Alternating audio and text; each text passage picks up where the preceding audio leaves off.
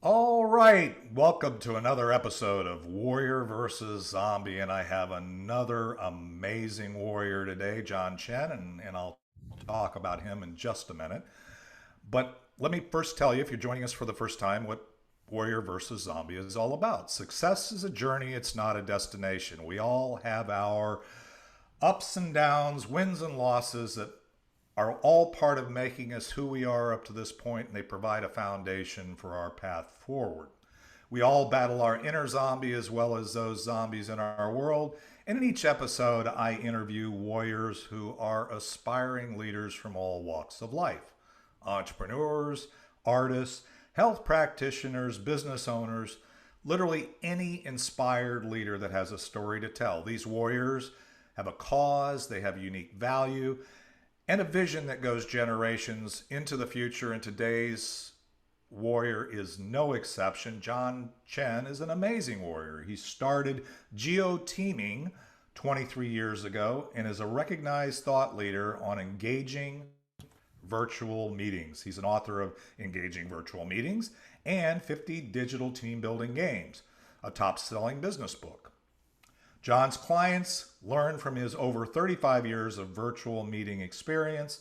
His work has earned him multiple awards. More than 230,000 clients across the United States and in countries including Spain, France, and Taiwan are experiencing breakthrough results with his methodology.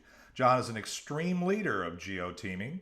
He climbs mountains, walks on fire, swims with dolphins in the wild, rides Harleys, organizes Super Bowl suites while meeting with people from around the world from his computer.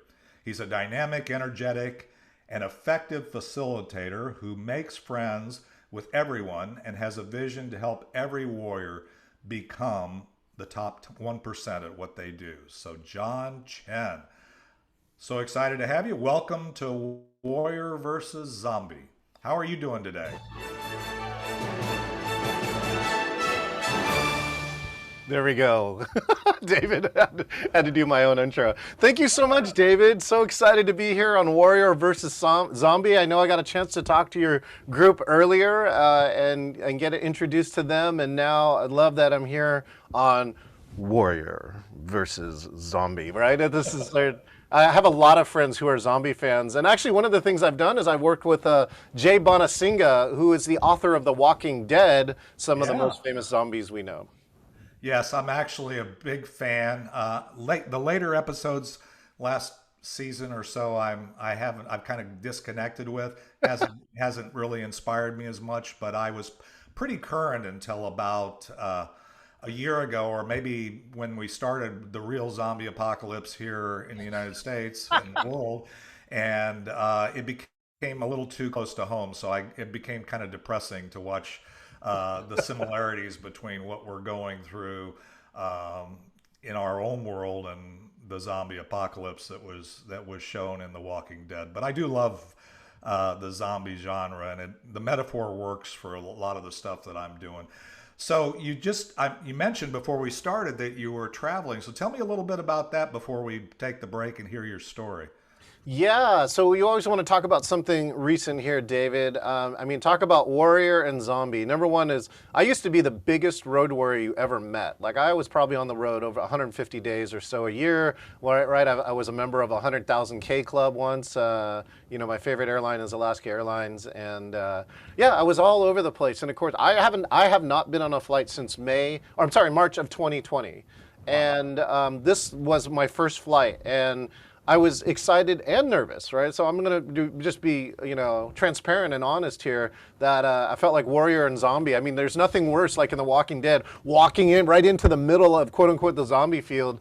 And it was definitely challenging. The cool part is that it was for a healthcare association. So there's two things I think that were really important. The trip was a success. I mean, that's the number one thing. And actually, there's three things that I really want to share with here. Number one is that we created a game.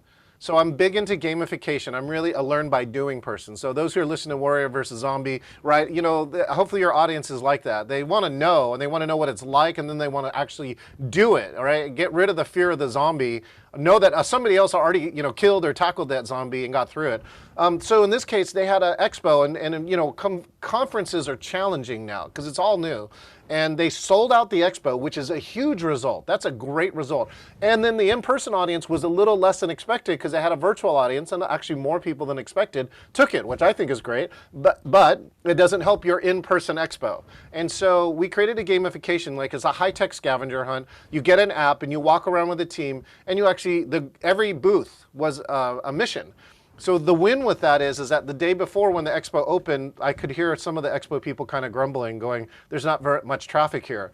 But after that experience, nobody complained. She actually said, the person who's managing the conference said, the person who complains the most every single year only said one thing at the end and said, could you just please give me the contact list of everybody who's here? And that was kind of like, the karate master who didn't yell at you, right? That was the ultimate compliment. So that was the number one thing I did, is it just says that gamification and engagement, no matter where you are, virtual or in person, is still super important. And that gamification is one of the things that you can look at to keep that engagement. The second thing that happened is that they asked me to be the MC for an award show. And I appreciated that. Things that I've learned over the years is my speaking skills, my presentation skills. Some of it is my improv skills, and also the ability to create energy in a space. And especially for this, these are long-term care health associates, people who work in senior citizen centers, challenging work, right? Some of the most challenging work in the last 2 years. And when we did the award ceremony, right, it's so great to use the skills that you develop, right, to really reward and honor the people who are really doing the hard work, right? My work is nowhere near as hard as many of these people are. It was great that I was able to bring that to it. Even the CEO of it's an association, came to me afterwards and he said, thank you so much. He goes, speaking skills are not my number one thing. And he goes, I just appreciated that you brought that, and especially to our members who have done so much in that. And then the last part, check this out, right, David? So, I spend most of my time producing virtual programs, but I had to bring all this extra equipment with me because on top of that, after I got off stage, I went to a setup, I went inside a room and I produced a show that had 1,600 people live on it on a virtual show that had one of the top entrepreneurs I know who formed Entrepreneurs Organization. He was the host and the organizer of this. And we produced this show together that was this epic 3 hours.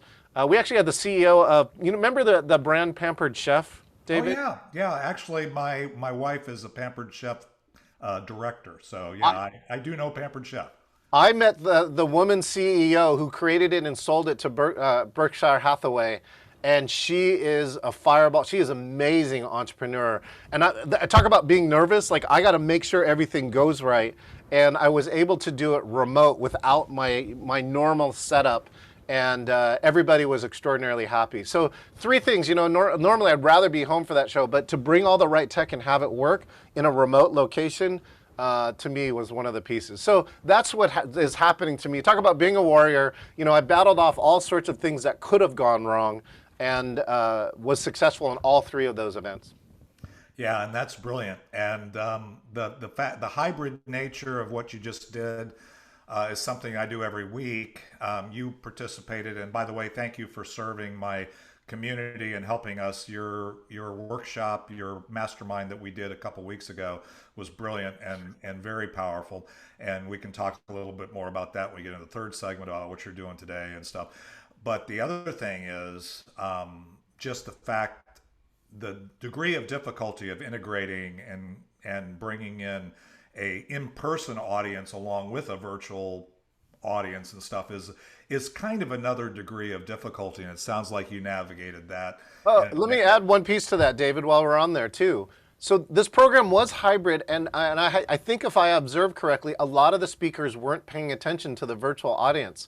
So I made sure and registered as a virtual attendee, right, and ran the virtual audience. And I tested it before. In one of the sessions before, nobody chatted, right? Nobody, even though they had the ability to chat. So I set this up, and in the middle of the program, first I asked people to chat where they're from and how to do it. So I told them the specific steps. 10 minutes later, I was able to go in and see that all these people, right, it was in Georgia, the state, all around in different cities, were actually watching and tuning into this. And I was able to call out their name and what city they were calling from. I did that for like 10 or 12 of them to really understand, make sure that they understood that I was paying attention to the virtual audience too. So that's a small tip for those of you who are working hybrid programs. No, it's a huge tip. And actually, since your mastermind, the never lead a meeting alone. When I'm in the room doing the in person, and then trying to also do the integration, which I was doing kind of by myself. I since that mastermind, I now assign somebody every meeting to make sure that the virtual audience is taken care of, so Wow. they don't feel like they're a fifth wheel or whatever, that they're not necessary, and it's dramatically improved. So kudos to you, to your learnings, and thank you for sharing that. Well, let's do this. I'm going to take a quick break because I really want the audience. I kind of know you're real, like most warriors, passionate about what you're doing, the impact you're having today, and all that. But I want to kind of hear how you got from where you started, and we both have a lot of journey behind us. So you pick the point, and to today, and then we'll take another break after that, and we'll talk about why you're doing what you're doing, and so on. So let's take a quick break. For the audio audience, you'll hear a little of Ricky Jean Wright, and It's Not the Getting There, our theme song. And we'll be right back with Warrior versus Zombie and John Chen.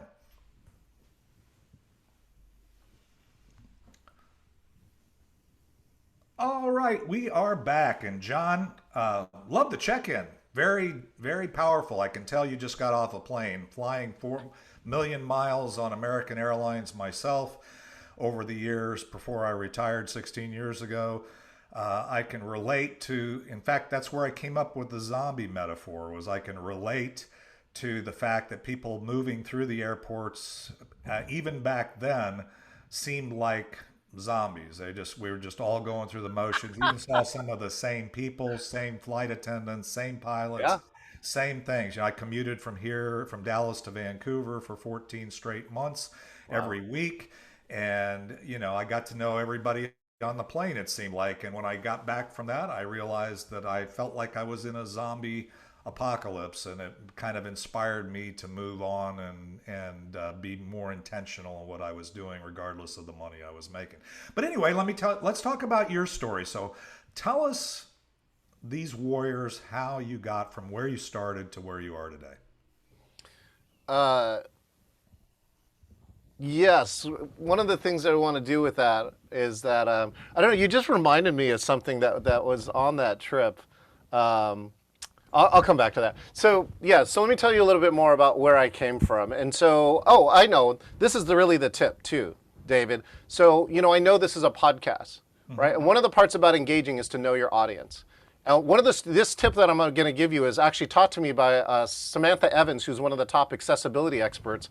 And then just like you should do visual descriptions, right? So things that will help out is like, okay, so look, I'm John Chen. I'm 53. I'm Asian American. Today I'm wearing a brown suit, right, with a paisley shirt, and I'm in my office that includes my book and some other important stuff to me, including a picture of me skydiving.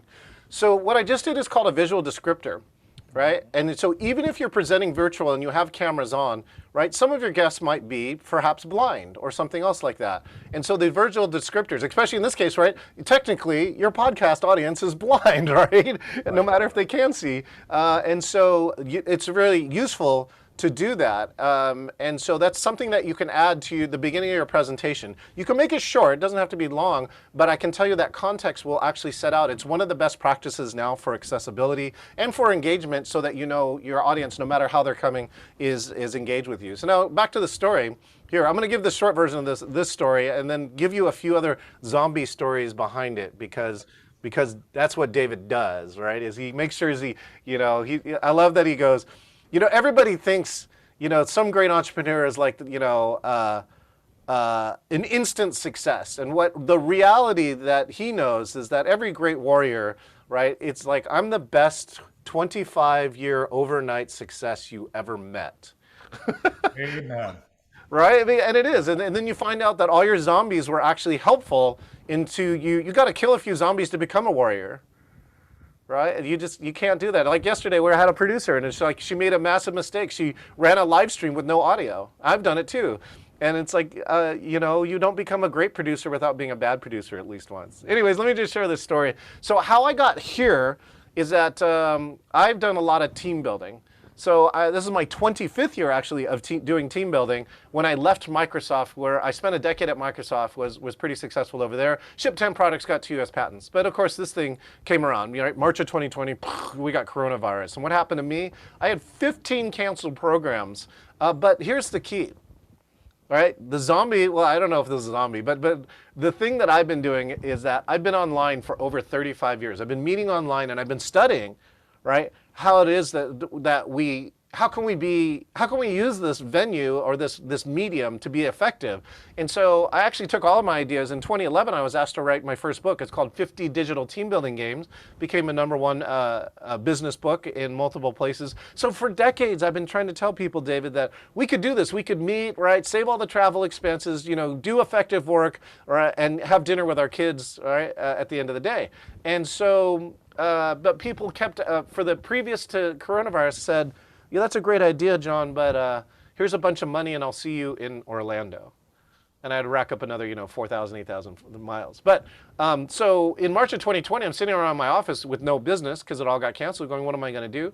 I put a class here called Virtual Team Building. I put it on Eventbrite, which is now basically its own search engine for, you know, doing something for events. And over 5,000 people took that class in 2020. My publisher came back and said, hey, do you want to write your second book? And I said, sure, let's do that. And again, another piece of warrior too is like just that yes, right? And you know in improv, yes and is one of your strongest things you can do to be a warrior. I wrote this book in 1/3 of the time. We did not know what the window was for coronavirus, right? Like maybe it gets solved tomorrow, right? Yeah, we know that didn't happen, but my publisher thought, you know, like we got to get into this window while it's here because it could disappear. And so I wrote the book in 2 months, and we put it out. I think we started the process in May, and it hit the shelf in October of 2020. It hit the #1 Amazon hot release when it came out, and now what I spend most of my time doing is designing, producing, speaking at, and being an MC at virtual meetings. And so what you see on screen here, if you have some of our visual audience here, again, we're talking about Jay Bonasiga. I got a chance to produce him as a keynote speaker, which is, he talked about how he wrote that show. He says, watch season 1, by the way. This is Patrick Lencioni. He wrote 5 Dysfunctions of a Team, sold 7 million books. This is Elizabeth Gilbert, the author of Eat, Pray, Love, and one of the top keynotes of last year. She sold 16 million books and had Julia Roberts play her. And of course, this is Damon John from Shark Tank. And so I'd love to give this one tip. So David, do you mind if I give this one tip about the best advice for anybody who's going to speak on virtual? Sure. Okay, here we go. So for those who can do, I'll do the visual descriptor for this, but I'm walking backwards now. So here we go. Oh.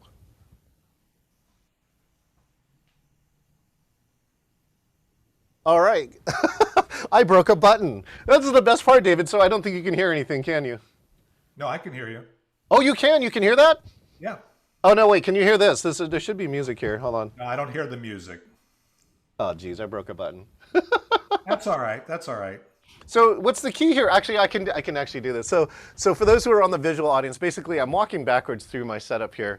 Let me make sure I'm set up with this. Here's the #1. Normally what I do is I play 2001. Here, we can do the old school sound effects. Dun, dun, dun. I'm walking, and if you're on the visual screen, I'm actually fully standing up now. You can see my entire body, all right? And then I give this #1 tip. Da-da! There's a video of an audience standing up. And the tip is stand up. Right? The tip is stand up. If you are presenting to a virtual audience, right, you can have this crafty setup. And so for those who have the benefit of the visual, I showed this to David here.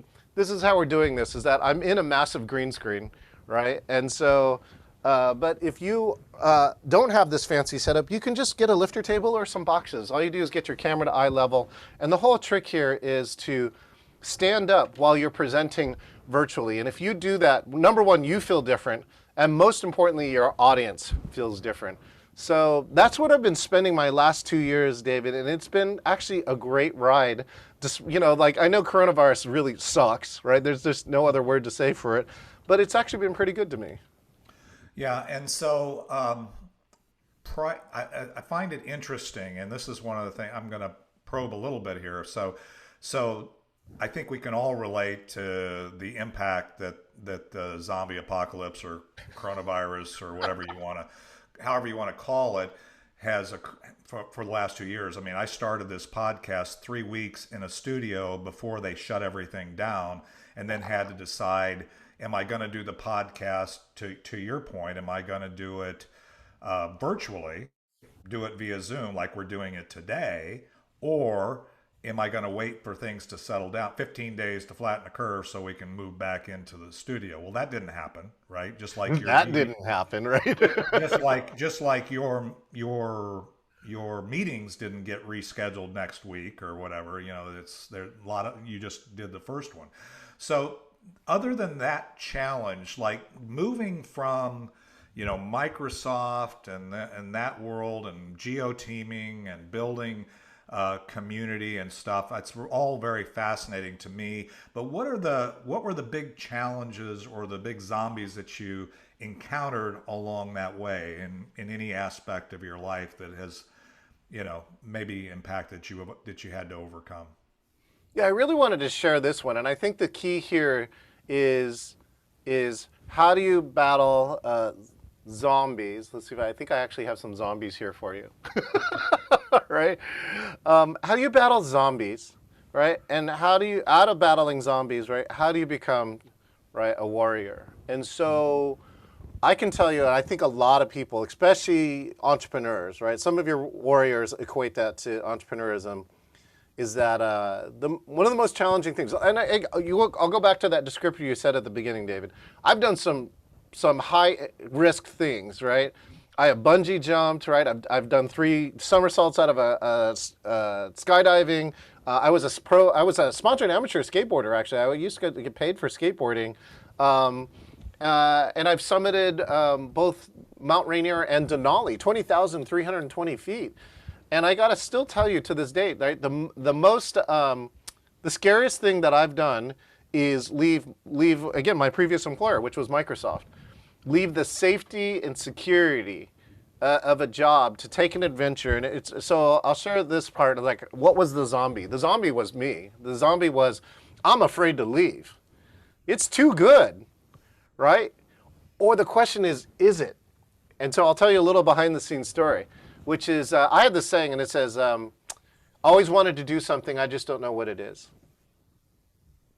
Right? And I kept saying that. I said that a lot. And to be honest, I actually spent a lot of time with Tony Robbins. So I went through his programs and had a profound impact on me. I actually have run a lot of the programs as a volunteer coach, and I was a coach on a team where there's a trainer who's in charge of a whole sub-team out of that program. And I said the same thing to him, and I said, I know I'm supposed to do something, I just don't know what it is. Most people say, yo, I know what you mean, right? I don't know who I want to be when I grow up. But he's the only person I've ever met who's ever said, give me a weekend, and I'll tell you exactly what it is. By the way, if you're a coach, you should just remember those last 2 lines, because I think you could get more clients, right? If somebody said, I don't know what I'm supposed to do, right? I don't know who I want to be when I grow up. And I said, give me a weekend, and I'll tell you what it is. And so I'm like, I have the time, I have the money. So I flew to Huntington Beach, and what I affectionately call the Jerry Maguire experience, I wrote the entire business plan for my company in 2 days, in 48 hours. And I took a summary of that plan, much like Jerry Maguire did, and sent it to 75 of my friends and family. And I thought it was going to be like the slow clap. Remember in Jerry Maguire where they're doing the slow clap right when he comes in? And then they whisper to each other like, I give him 2 weeks, right? Before he gives up, right? And I didn't give up. It took me 2.5 years to leave Microsoft. And so what I did is that I actually hired an assistant with my own money. I still had standards. I still wanted to be one of the top people at Microsoft. So I had this assistant doing a lot of the other work that I, didn't need to do. That opened up at least 12 hours a week for me. He said that, my coach said this, and his name's Matt Buechler, great coach out of Huntington Beach. He said, if you can work not in your dream, but on your dream for 12 hours a week, you'll get it. I'll say that again, right? If you can work 12 hours not in, you know the difference, not in your, but on your dream, you will make it. And I'm telling you that I'm celebrating my 25th year, David, of doing that. And let me continue on the zombies, right? So here come the zombies, right? Was I have this business plan, that's great, right? And I'm still, to be honest, I was scared. Like I didn't want to leave. And so if you go and declare, I want to be a warrior, I can tell you one thing that life will do. Life will test the hell out of you. It will ask you, it will test you and say, do you really want this? And so some of the zombies that came up, and some, by the way, zombies aren't all ugly and scary. Some of them are very sexy, right? They have a lot of money, or they have a lot of power, they have a lot of prestige, whatever it is. And so in this case, one of them was that I was getting ready to leave. I literally had like 2 years into this process, and I want to leave, and the Microsoft training department came back and said, oh, we want you for the training department, which is kind of where I was going. So I could actually learned all this stuff with all less the risk, let Microsoft take all the risk. The challenge is for my family, I'd already arranged a 12-week trip that when I'm going to quit, I was going to take 12 weeks in an RV. We were going to go across the country together as a family, right? Literally, my daughter learned to walk in this RV in Yellowstone. On the actual trip, that actually happened. All right, so but I got tempted. I got tempted from this, and I literally thought, I could stay. I don't have to do my dream. I could stay here at Microsoft and maybe get part of it.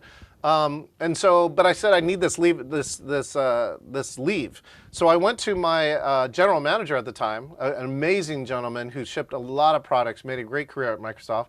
And I came to him. I said, look, I just need 12 weeks off. It could be unpaid. I don't care. I just need 12 weeks off to do this thing with my family. I'll come back and I'll stay any number of years that you want, right? So just so you know that I'm not going to take this trip and like leave, 2, 3, 4 years, and I'll stay. And we had this big argument. And basically he said, a classic line, and this guy was the biggest rule breaker. He said, if I have to do it for you, I have to do it for everyone. And this guy was the first rule breaker. It was such BS. But he was saying it. I'm like, and then all of a sudden in the middle, we're having this heated argument, right? All of a sudden in the middle of the argument, I just get this, what I call a moment of clarity. And I just stop talking. And he goes, John, are you okay? John, what? Do you have something else to say? And I just stopped and I said, his name's Brian. I said, Brian, thank you so much for the clarity, right? And then I left the meeting. And then the first phone call was to my stockbroker to move all my stocks over, and then I left Microsoft.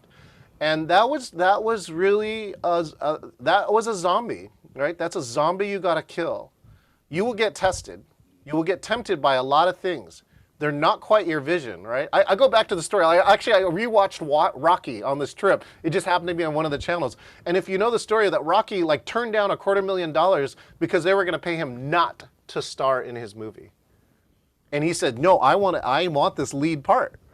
And he ended up getting it, but he turned down easy money and had to go deeper into close to debt. I think somebody said he had to sell his dog, if I got the story right. And he was able to buy it back, later by adhering to his vision. So I will tell you this, right? Zombies are everywhere. They're not what they look like sometimes. You really need to look carefully what a zombie looks like. And I can tell you that if you make bold decisions that are in line with your vision and values, that you can become a warrior. And again, to me too, just to be clear, a warrior in this case we're talking to, David, is male, female, right, non-binary, whatever it is. In warrior, we're talking about non-gender specific warriors. Yeah, and you've hit on so many powerful things there, John. And I really, in your story, I can relate to it, having left corporate 16 years ago. At the top of your game, saying, I don't have peace about this anymore. 4 of my 5 kids were still at home. I totally relate to all that. That's a huge zombie, because really one of the biggest zombies we don't recognize, and we're all warriors. By the way, I say everybody's a warrior.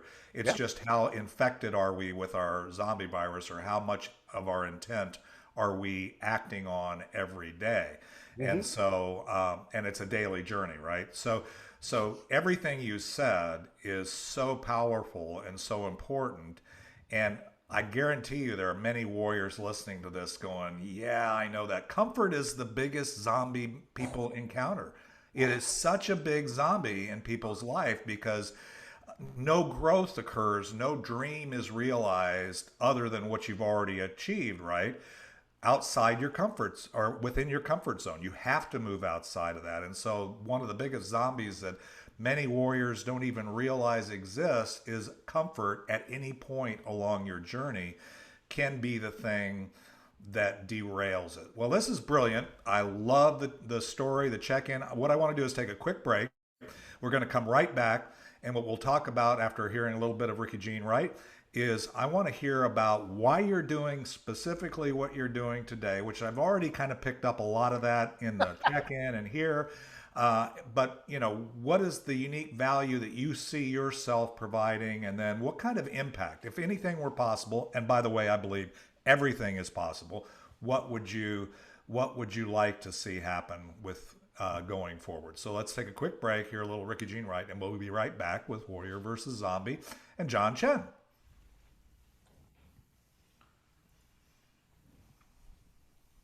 All right, we are back. And John, wow, it's been a very energetic journey. I love, love, love. I've learned all kinds of things already from you just in this and how to improve my own podcast. And so the audience listening here, if you it'll just keep getting better. So I appreciate that. So anyway, as I said before the break, tell me why you're doing what you're doing today, the value, and what kind of impact are you seeking at this point? Well, there's a lot of reasons, David, that there but I'll show the most important one. But, there could be easy reasons. I mean, I actually did some math finally for last year. Like, I was able to double revenue and triple net profit last year. This coronavirus thing is actually a gift. Like, listen, everyone who's listening to this, right? Take a moment and think about, how is coronavirus a gift? One of the things that I learned in a trip that I did called The Journey, we'll talk about that later, but it's the number one thing that can change your experience is by changing the question you're asking, right? By changing the question you're asking. So you could do it for the money, right? You could do it for the whatever. Like, I wrote a book. It's kind of nice. You do get recognized sometime at some point. Being an author does set you in a different league than I think than someone else. So for those who want to write a book, right? And all the other parts. But here's the number one reason, right? The number one reason really is around this, right?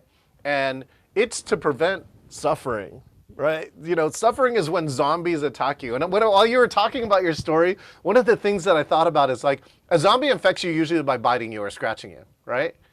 And, like, that's what the comfort zombie, like, you can't even feel it. It's like a little da-da, right? That's it. And then all of a sudden then you sleep. You just go to sleep, right? and that's the like what they call boiling a frog 1 degree at a time, right? If you haven't ever heard this metaphor, right? A boiling pot, you dump a frog in it, the frog jumps out. But if you put a frog in a pot and then turn it up 1 degree at a time, the frog never notices and just dies. And maybe you might feel a little like a frog right now. But let's go to this, which is, what's the real reason why I'm doing this? And I can tell you this, is that the real reason really is to reduce suffering, right? Now, think about that, David. Reduce suffering. The virtual meetings exploded. By the way, there were 10 million people online every day, and it jumped to over 360 million online in Zoom. That's almost the entire population of the United States. And when the entire population of the United States moves into something in 2 months, you're going to have problems. And we've seen them all, right? People on mute, cats, people taking their Zoom, camera to the bathroom, right? But worse is killing is like the small zombies, right? Boring presentations, right? Talking for 60 minutes when it's a meeting, right? Remember, it's a meeting. This meeting should be different, right? If it's a virtual meeting, it should be different because you're here. It should be different because you're here. And so those are all the different kind of things. So reducing suffering, because I think, let me just check. David, you've had Zoom fatigue at least once, right? Absolutely. And if you know that the presenter could have done something to avoid that, right? You could have gotten that hour back, right? You're just like, sometimes it's like a movie. You're like, that's 2 hours of my life I'll never get back, right? And so I think that if people use these things, and David, I really appreciate that you know, one of the things here that makes a difference too is taking action, right? You can hear all these great tips from me or any one of the other 64 podcasts, but if you, as a listener, don't do at least one of them, you get nothing. You remain a zombie. But all it takes is one action, right, to become a warrior.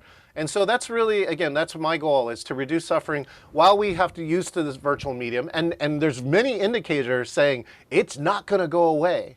So if you're on that train of like, I'm just going to wait 6 months and we're going to have a cure and I can go back to in-person. I don't think so. I got to tell you, I'm going to reflect back on my trip from Atlanta. The worst part is I didn't fully think through the protocol to come home. Right? I have somebody who also lives here in my house, and we thought about it. And the way that the trip went, I felt like I was really exposed to a lot of people. I had to be unmasked in some places because that's kind of how they do it in Georgia. It was more than I thought it was going to be. And when I came back, you know, I had the housemate like leave for a period of time and just wait so I can see to make sure that I'm clear because I don't want to be a transmit. I actually took my first coronavirus test yesterday. The one like the government gave you. You know, you can go to a website, U.S. Postal Right. Service, ask for 4 free tests. I actually used the test yesterday. I tested negative, which I'm excited. I'm pretty amazed, to be honest, for that much travel and that much exposure. It's probably 400 times the amount of exposure I've had in the last 2 years. And still, I was able to somehow get through it. A negative. And so, again, and then being sick is suffering too. Nobody ever got sick from a virtual meeting. Like you and I in this interview, our odds of me getting sick from you is exactly 0. Right. And so, if I could reduce suffering somehow, that's really my main driving thing, because then you'll find that in certain virtual meetings, you can actually have magic, right? Which is like this. You know, David and I are connecting and we're hundreds, thousands of miles away from each other. But I now feel like I've never met David in person. Yeah. But I do feel a connection to him and his group because I've gotten to spend some time with him. And that was very challenging prior to coronavirus.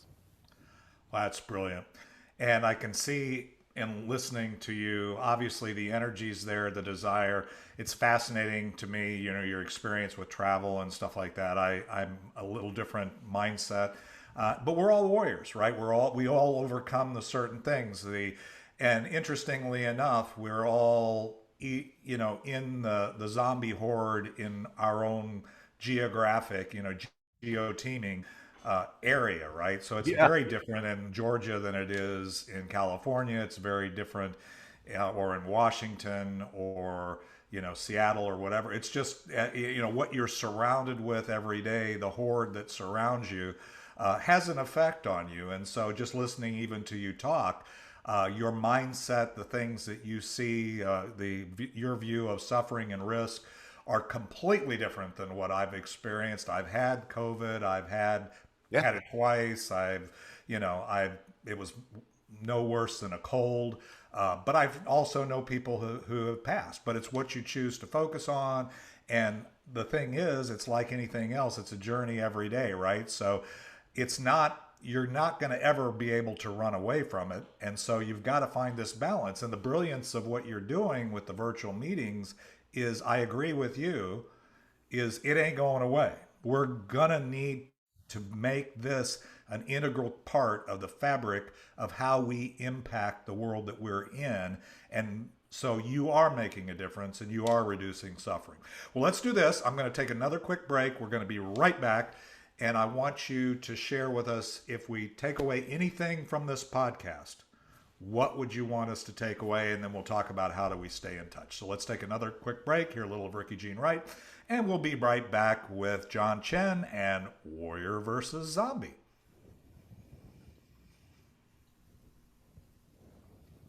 All right, we are back. And John, wow, what a fast pace. I don't even know how long we've gone, and I don't really even care. It's been a beautiful thing. That's the beautiful thing about doing an engaging meeting. By the way, I was standing before you did your. I learned that on my own because I was, you know, I just couldn't stand just sitting for hours on a day in virtual meetings.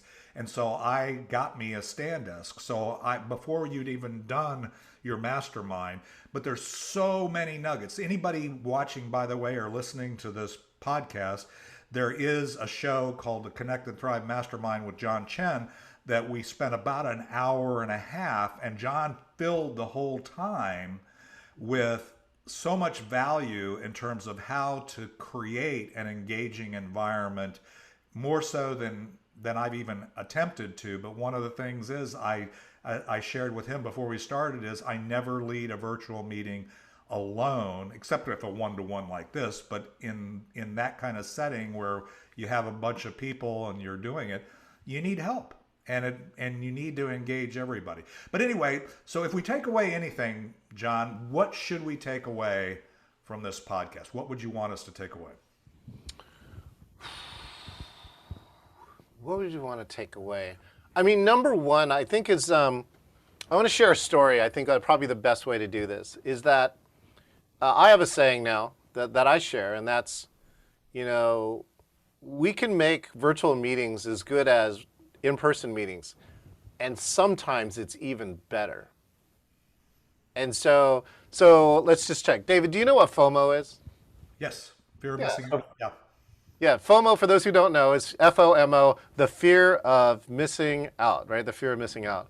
So I had a great conference organizer. He hired me to be the virtual MC for a hybrid event. So that means that there were about 100 people in Florida and about 50 people virtual online calling in from all around the world. It was really cool, including Germany and London, and really cool, that they, traveling internationally right now is a challenge. It's possible, but it's very challenging and very expensive. And so they just called in because that's what worked for them.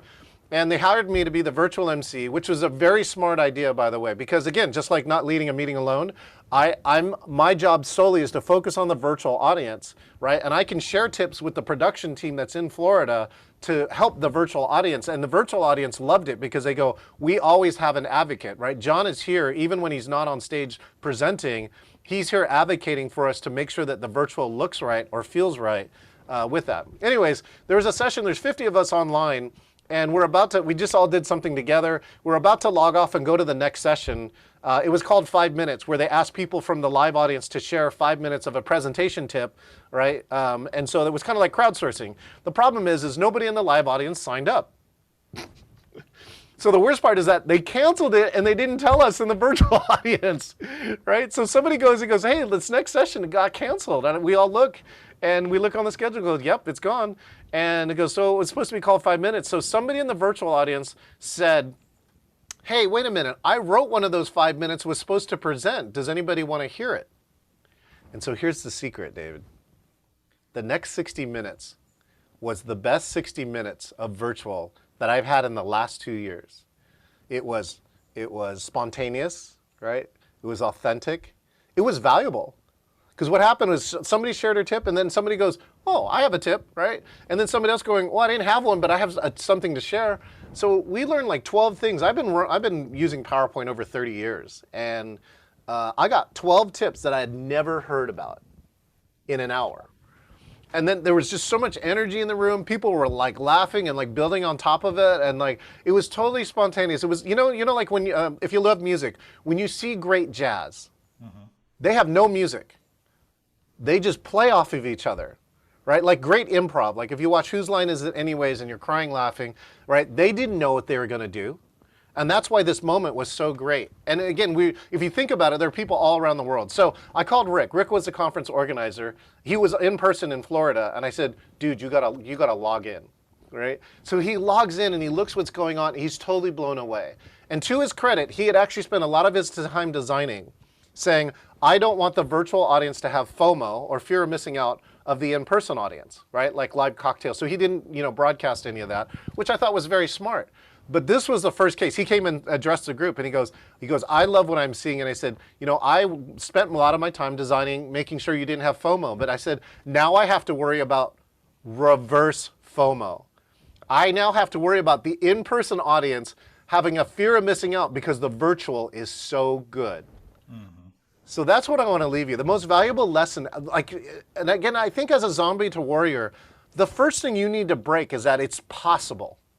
For instance, let's go way back to our pieces. It's possible for you and I to leave our corporate cushy job and be successful, Right. right? To make a living, to provide things, and more importantly, right? I actually have been thinking about your other part too. This is a great litmus test for anybody who's listening to this podcast. Just write the number down, right? Like David and I are watching, but we can't actually see your number.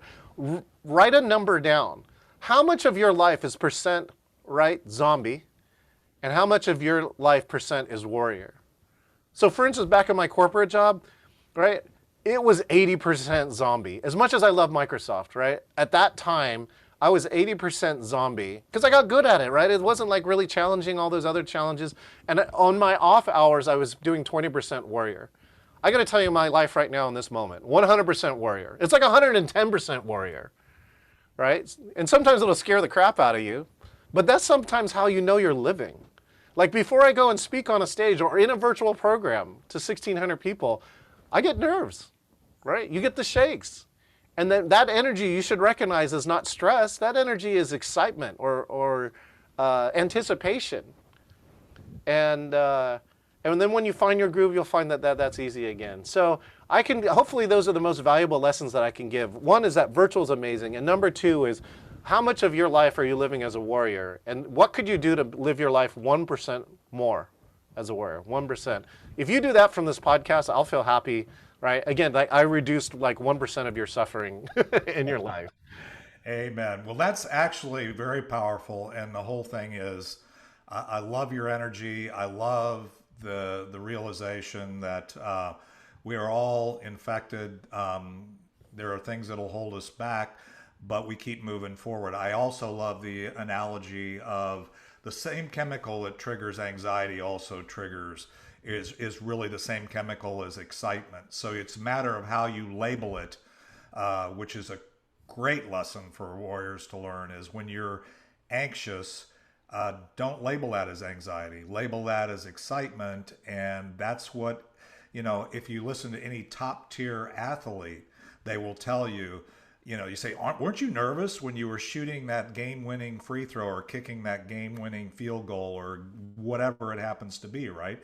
And the reality of it is, they said, no, I wasn't anxious, because the way you get to that top tier is relabeling that chemical or that feeling as excitement and being used to responding to that opportunity or that excitement. Well, let me do this. Ask me, or tell me, how can the audience? I know this is on the Be Connected platform. They'll be able to. John Chen is pretty common, but I think it's a smaller community. We can find you. But how else? How do we stay in touch with you, John? That's so funny too. Chen is like Smith in China. It's the seventh most popular name. I did create an account here on Be Connected. But here are a couple other ways. I have John at geoteaming.com. I'm also on LinkedIn, LinkedIn/IN/CEO, JOHNCHEN. I'm also on Facebook, Facebook.com or FB. Did you know you can actually shorten it? FB.com/CEO John Chen. Any of those, feel free to reach out to me. And you know what, David, I do have this one last message I really want to share with the audience. Are you ready? Got it. Here we go. Thank you for attending the performance. And a special thanks to all those who helped with the show. Thanks again, David. Thank you, John. And wow, it's been a great episode. I think we're a little longer than usual, but that's okay, because this is well worth the investment of your most valuable asset, which is your time. And I know that there's many, many, many warrior nuggets that you can get out of this podcast. And so, John, thank you for joining us. Definitely, if you're in the Be Connected community, this is a guy you need to meet. This is a guy you need to connect with. He can help you function and thrive in this world, this virtual world, more so than anybody I've encountered at this point in time. So, John, thank you again for serving as you have already done, and I'm looking forward to continuing to build our relationship. Well, wait, before you finish up, David, this is for you. Ready? Thanks again, David. Amazing podcast. Well, I'm looking forward to the feedback, and for those that are joining us or have others, We've got this is episode 64, and I would encourage you to come back every Thursday at 11 a.m. Central, 9 a.m. John's time, and on the Pacific Coast and anywhere else. And you can find it on audio or video on any of the platforms. So, again, let's hear the final outro of It's Not the Getting There with Ricky Jean Wright, and we'll be back next week with another Warrior and Warrior versus Zombie.